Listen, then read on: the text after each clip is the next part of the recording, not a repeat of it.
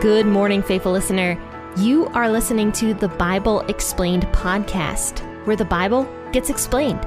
So grab your cup of coffee and stay tuned as we read through the book of Luke.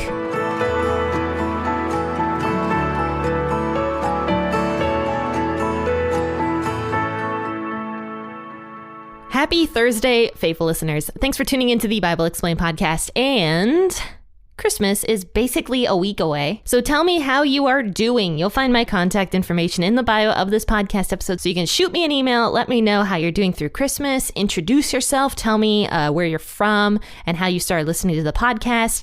I'd love to hear from you guys as always. So yes, you can find my contact info in the bio of the podcast episode. But faithful listeners, let's go ahead and read Luke chapter 24, verses 13 through 35 today. As always, I'll be reading out the WEB version of the Bible, which is also the World English version of the Bible, just to let you guys know. When I say WEB, a lot of people are like, the web version, is it only found online?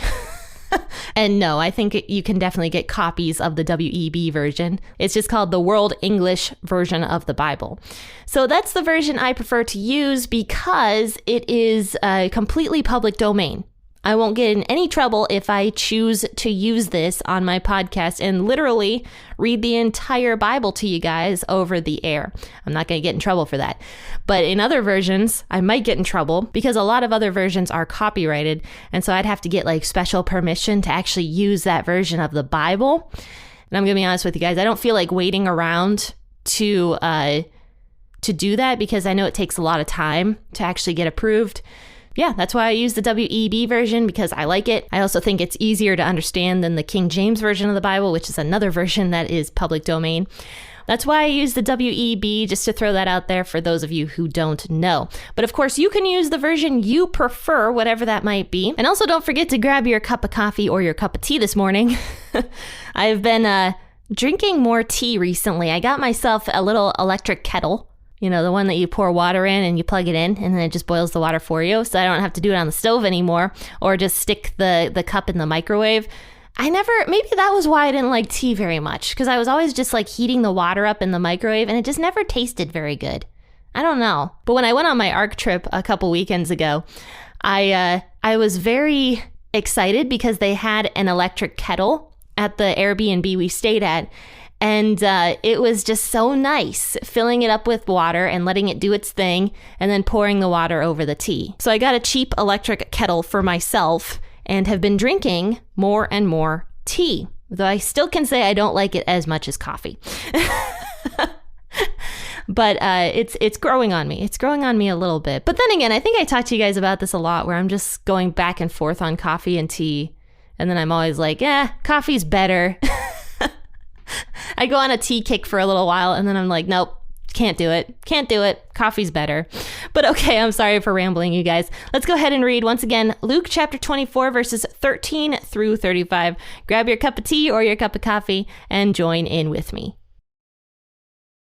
Behold, two of them were going that very day to a village named Emmaus, which was 60 stadia from Jerusalem. They talked with each other about all of these things which had happened. While they talked and questioned together, Jesus himself came near and went with them, but their eyes were kept from recognizing him. He said to them, "What are you talking about as you walk and are sad?" One of them, named Cleopas, answered him, "Are you the only stranger in Jerusalem who doesn't know the things which have happened here in these days?" He said to them, "What things?" They said to him, "The things concerning Jesus the Nazarene, who was a prophet, mighty in deed and word before God and all the people, and how the chief priests and our rulers delivered him up to be condemned to death and crucified him. But we were hoping that it was he who would redeem Israel. Yes, and besides all this, it is now the third day since these things happened. Also, certain women of our company amazed us, having arrived early at the tomb, and when they didn't find his body, they came saying that they had also seen visions of angels, who said that he was alive. Some of us went to the tomb and found it just like the women had said, but they didn't see him." He said to them, "Foolish men, and slow of heart to believe in all that the prophets have spoken. Didn't the Christ have to suffer these things to enter into his glory?" Beginning from Moses and from all the prophets, he explained to them in all the scriptures the things concerning himself. They came near to the village where they were going, and he acted like he would go further. They urged him, saying, "Stay with us, for it is almost evening and the day is almost over." He went in to stay with them. When he had sat down at the table with them, he took the bread and gave thanks. Breaking it, he gave it to them. Their eyes were opened, and they recognized him. Then he vanished out of their sight. They said to one another, "Weren't our hearts burning within us while he spoke to us along the way, and while he opened the scriptures to us?" They rose up that very hour, returned to Jerusalem, and found the 11 gathered together, and those who were with them, saying, "The Lord is risen indeed, and has appeared to Simon." They related the things that happened along the way and how he was recognized by them in the breaking of the bread. So this is the story of the two disciples that were traveling from Jerusalem to the village called Emmaus. So these two disciples, we don't really know who they are other than one of them was named Cleopas. And these are considered to be not part of the 12 disciples. These are two disciples that knew of Jesus, followed him around potentially, but they were not part of the 12. Because we know that Jesus did in fact have many, many disciples. There's a verse that actually mentions how Jesus sent out like a ton of people. Was it like 90 people to go and spread the gospel? So Jesus had a lot of followers. He had a lot of, I guess, disciples, but the 12 were the main ones, the ones that he traveled around with a lot. So these two guys were not part of the main 12 disciples, but were part of the other disciples that did have contact with Jesus, but not as much as the 12 did. So these two guys are traveling from Jerusalem back to their village called Emmaus. And it says that it was about a 7-mile journey from Jerusalem to Emmaus. And the reason they were probably heading home was because, don't forget, the Passover celebration, men would have to travel to Jerusalem to celebrate the Passover. And when they were done celebrating the Passover in Jerusalem, they would start returning back home. So that's kind of what this sounds like to me, is these guys were done celebrating in Jerusalem, the Passover celebration, and were starting to walk home. So it says this was the 3rd day after Jesus died. So it was the day of Jesus's resurrection. So it says that they were talking and questioning together and just discussing everything that had gone on with Jesus. And so it says that Jesus himself came near and started walking with them. But they didn't recognize Jesus, you know? And so Jesus is just traveling along with these two people, and he knew who they were, but they didn't know who he was. It says that somehow their eyes were veiled. They didn't recognize who Jesus was during this time.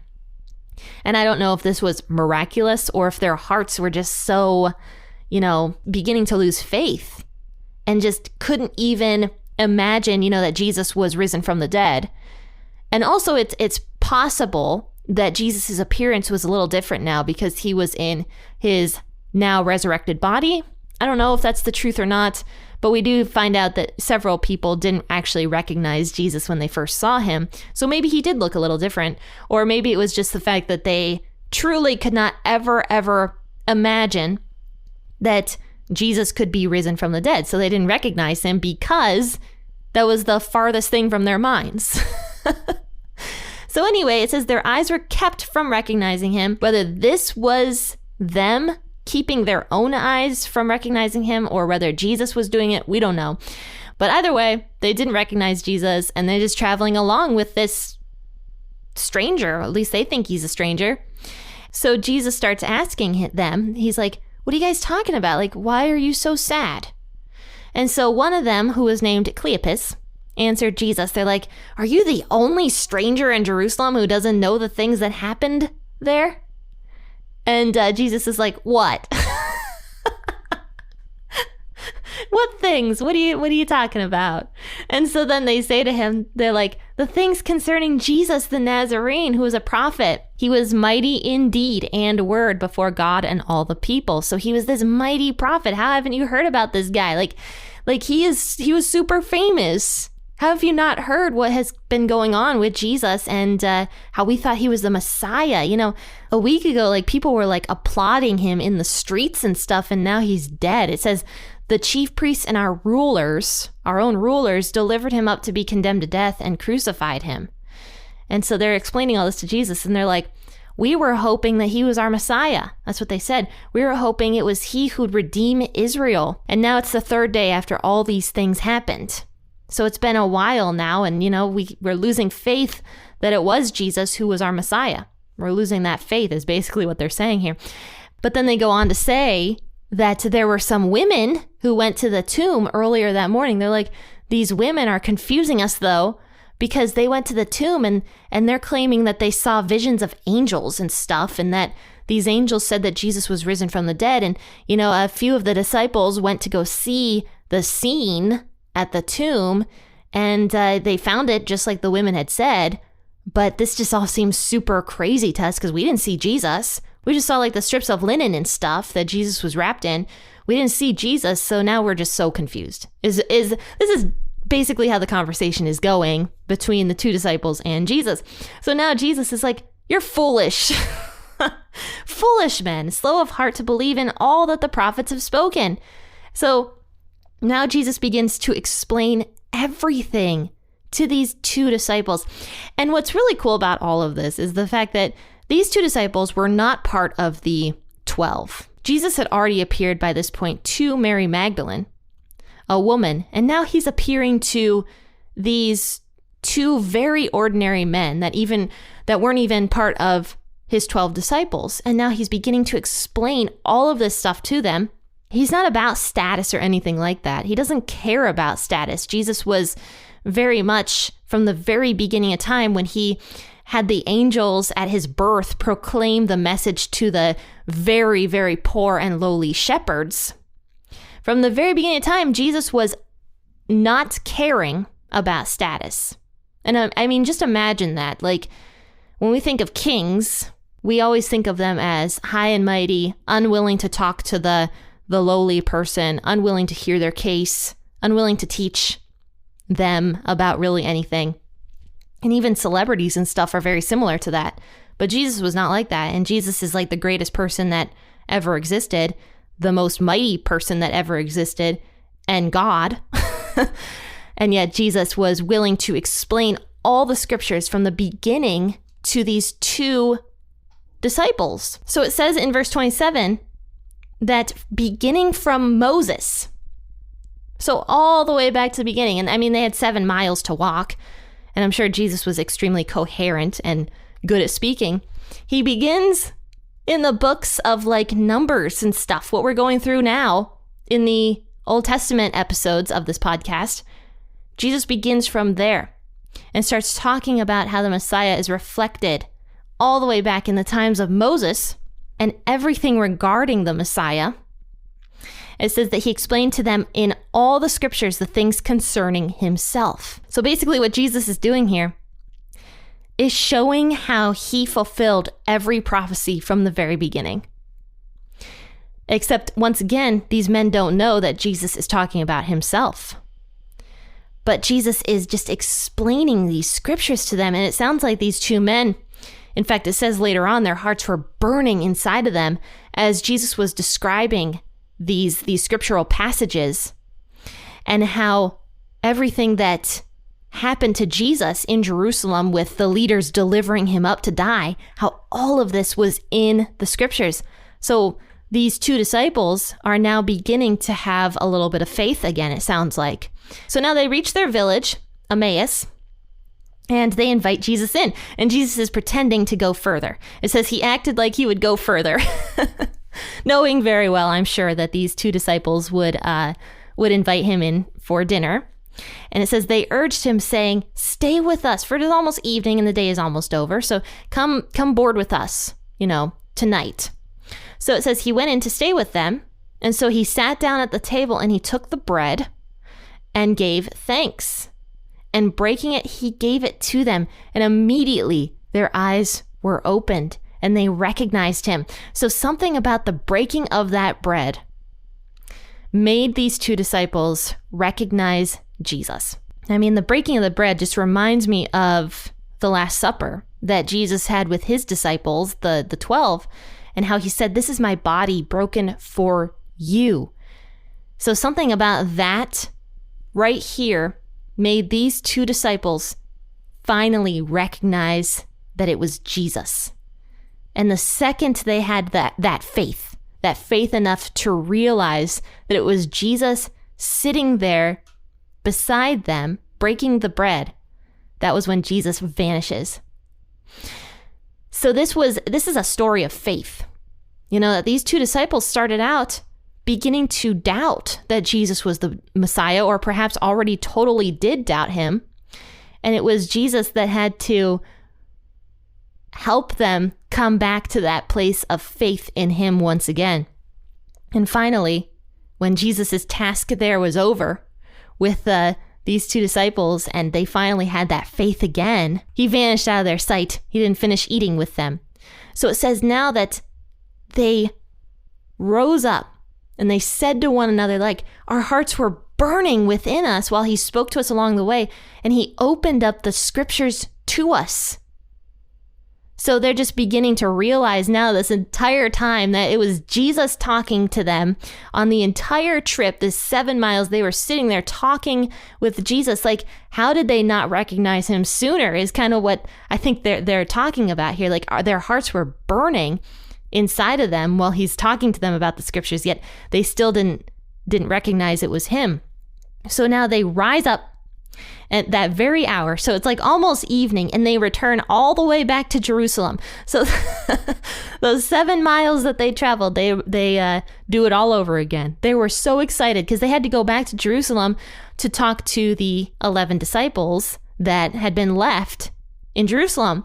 So it says they found the 11 gathered together, and those who were with them, so it wasn't just the 11, but it was a bunch of people, it sounds like, gathered with the 11. Maybe they were praying, or I don't know what was going on here. But they all said, it says, the Lord is risen indeed and has appeared to Simon. So we find out here that, and this is one of the few passages we find out that Jesus did in fact appear to Simon Peter pretty early on, very, very early on. And there's no actual written story about that, which is funny. But Peter himself says that the Lord appeared to me first. And this is later on in the books of 1st or 2nd Peter, where Peter mentions that Jesus did in fact appear to him before he appeared to the other disciples. So these other 2 disciples that were traveling to Emmaus and came back saw Jesus. Mary Magdalene saw Jesus, and also Peter saw Jesus. So now there is 4 accounts now, besides the women at the tomb, and just that evidence alone. There were 4 people now at this point that we know of that saw Jesus after his death and resurrection. So now they realize they're like, the Lord is risen indeed. And these 2 disciples now relate everything that happened along the way and how he was recognized by them by the breaking of the bread. So there's something very special about that moment where when Jesus broke that bread, these 2 disciples just finally realized who Jesus was. The breaking of the bread is such a powerful symbol of Jesus. So that's why when we do communion, we remember Jesus by the breaking of the bread. And when Jesus said to his disciples, "This is my body broken for you, do this in remembrance of me." And you and I, when we do communion and we take that bread and we put it in our mouths and we begin to chew it, to me that always just reminds me of what humanity did to Jesus's body. Like, it was just crushed. We crushed Jesus. But then when we take the cup and we wash that bread down, and the cup symbolizes the blood of Jesus, our sins are washed away with the blood. Faithful listeners, don't forget, next Saturday, not this coming Saturday, but next Saturday, I'm going to be airing the Christmas Eve Candlelit podcast episode. You do not need candles to listen to it, but it might be kind of fun if you light some candles and turn on the podcast, which airs at midnight on, I guess, Christmas morning or Christmas Eve. So mark your calendars. Don't forget to tune in for that. It's an event I do every single year, and I love doing it. This year, I'm going to be talking about the Trinity. So faithful listeners, I hope that you have a wonderful rest of your day. I hope that this podcast episode touched you. And if it did, share it on your social media platforms and tell people that the Bible Explained podcast exists. Happy listening, and as always, God bless.